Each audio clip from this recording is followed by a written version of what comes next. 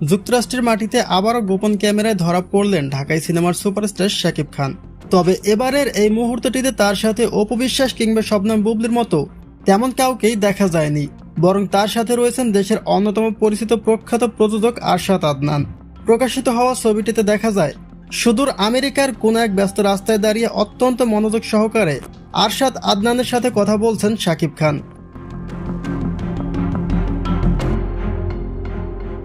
চলচ্চিত্রের ব্যস্ততা ও নিয়মিত শুটিংয়ের কাজ কিছুটা বিরতি দিয়ে মূলত একান্তে সময় কাটাতে কিংবা ভ্রমণের উদ্দেশ্যে বর্তমানে যুক্তরাষ্ট্রে অবস্থান করছেন শাকিব খান।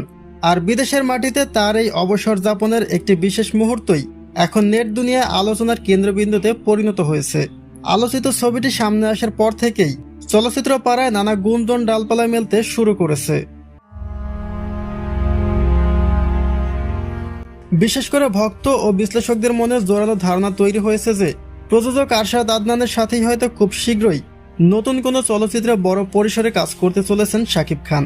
অতীতেও এই জুটির সফল কোলাবরেশন ঢাকায় ফিল্ম ইন্ডাস্ট্রিতে দারুণ এক সাড়া ফেলেছিল। তাই আমেরিকার মাটিতে তাদের এই গোপন সাক্ষাৎ কি তবে নতুন কোনো ব্লকবাস্টার প্রজেক্টের ইঙ্গিত দিচ্ছে? এই প্রশ্নই এখন সবার মুখে মুখে।